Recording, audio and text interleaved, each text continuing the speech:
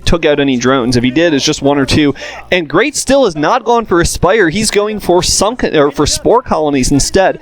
And this could turn interesting. We just saw a very long ZvZ between, I think it was Junie and By Hero, that followed basically this pattern where one player put off getting Mutas for a long time and had to defend with Spore Colonies instead, and it turned into this very long defensive game where the player without Mutas was going for other tech, going for, well, eventually got Mutas, but I think it was Junie was playing with Defiler tech and crazy, half a dozen Spore Colonies at each expansion, and just a really, really weird non-standard game. If you haven't seen it already, I think it's commentated on the Viletech account. You should go watch it. But we might be in store for something like that here, because because Great, forgetting his name again, is going to have to do something non-standard. He's only mining gas with one drone at his main, and yeah, doesn't have his natural gas up. So, going for a very low gas build. At the same time, he has pretty good drone saturation, especially relative to Jaedong, who still hasn't taken his expansion. So, he's going to be able to pump out a lot of whatever mineral-intensive units he wants. He could go for Hydralisks. And that was what the commentators were expecting in the game between Junie and Hero, and it never materialized. But I don't know why we don't see it more often in ZvZ. Once you get enough Hydras up, especially if you combine it with some sort of hive tech, like Defilers, for instance, Hydras can do pretty well for themselves against Mutalisks, and you can crank out a lot more of them than you can Mutas, so you can get a sort of overwhelming numerical superiority the same way you can with medics and marines against Mutas, and just push out. At least it seems to me that you should be able to, but you never see Zerg players go for it, so there's probably something that doesn't work there. Now Jaedong's pressing in for an attack. He's going to run by with the Zerglings. Zergling numbers about equal, but those Mutalisks are going to prevent Great Zerglings from coming back to support. And now the Zerglings of Jaedong are running in. They're going to try to take out those Spore Colonies, and Ling's coming back, but Lings are being picked off by Mutas left and right. One Spore Colony's already gone down. I don't know where Jaedong's Lings are going now. They're running back to... Okay, they're still in the main, and now they're going to run in and try to engage those Lings and maybe pick off the second Spore Colony. No, they're falling back. They're trapped, basically, between Great's main and natural. Now a Sunken Colony going down, but the Lings are going to attack that, and they're going to take that out, I think. No, the Sunken Colony survives with about 3 hit points. There it gets picked off by the Mutas, but all of Jaedong's Lings are gone, so... These Mutas, I don't think, are going to be able to make much headway. Jaedong really needs to get a second hatchery down or something. He just doesn't have enough production right now to match what Great's getting out of 2 hatcheries, 2 bases. And I think, well, the advantage Jaedong has is the Great doesn't really have any technology that you can use for offense. Canceling something there every time that happens. So, mineral hack, and of course that doesn't work in pro games, so I don't think Jaedong is mineral hacking. But finally he is putting down that second base. What I was going to say is the advantage he has is that since Great can't produce anything other than Lings at the moment, he can't really press out because those Mutas, of course, will just eat Lings for breakfast. They have to cross that big open space on Medusa, so probably half the Lings would be gone before they could even do any damage. It looks like... Does Great have it? Great has his Spire up now. Okay, I missed that. So now he does have the ability to produce Mutas, and he's back to mining gas with more drones as his main. Still hasn't put down the natural extractor, so he's not taking full advantage of his economic potential. Now he is putting down the second extractor, so he is going to be getting a lot of gas, and he's going to have at least a brief window of opportunity where he's going to be outproducing Jaedong on gas mining significantly, and he could just build up an overwhelming force of Mutas and Scourge and try to press in. He's putting out a lot of Scourge now, basically to just hold these Mutas in check. Jaedong micros very well against Scourge. You can see he's taking out one there.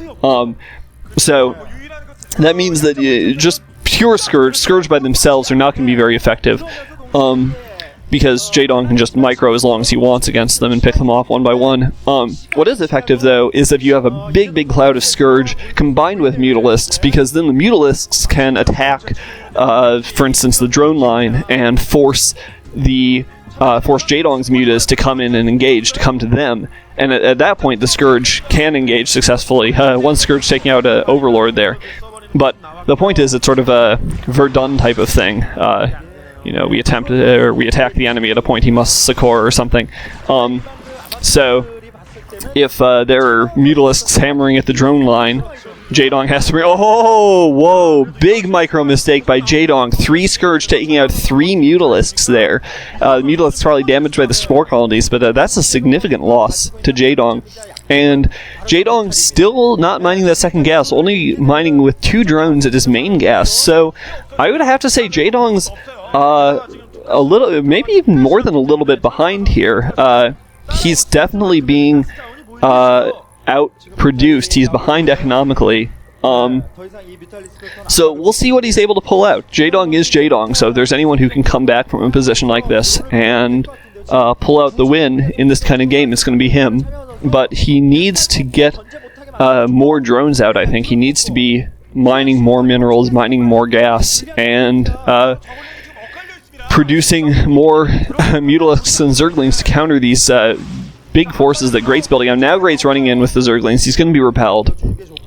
Still doesn't have a Mutalisk force out in the air.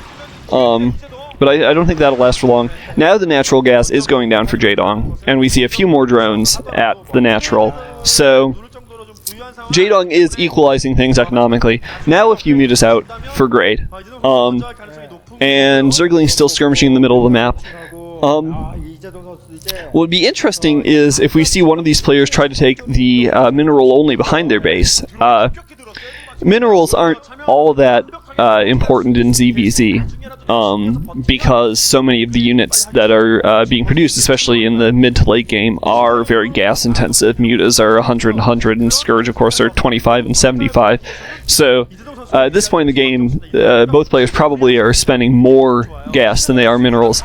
But if it goes to a longer game and they transition into different tech, then they'll start needing to mine more minerals. Or even if they stay at the same tech level, they may eventually start to mine out their mains and their naturals. So if either player does take that mineral only, I think it's a sign that they're expecting this to go into a longer game. And already this is very, very long by ZvZ standards. We've probably been going at this for more than 12 minutes now, which is very unusual. Neither player playing very offensively. I'm not sure why Great hasn't tried to attack yet. He does. I feel like he's got at least an equal, if not a superior, air force to Jaedong's. But probably doesn't want to risk getting his Mutas picked off when he can just sit behind those Spore Colonies, because he does realize that Jaedong's got such impressive Muta micro that at equal numbers it would be a losing endeavor for him to try to attack. Those Scourge are taking out another Overlord. I'm not sure whether it's economic to do that. I suppose if you have 2 gas and you're taking in more gas than you can convert into Mutalisks, maybe it makes sense to take out some Overlords. But the thing is that scourging Overlords, gives you a short-term advantage. It supply blocks your opponent for a little bit. But in the long term, they'll just build another Overlord, and then any minerals and gas that they built up when they were being supply blocked will be converted into more units at that point. So it's you've got to follow that up with some sort of offensive pressure to take advantage of the supply block. And Great hasn't been doing that. Jaedong producing more drones, so Jaedong's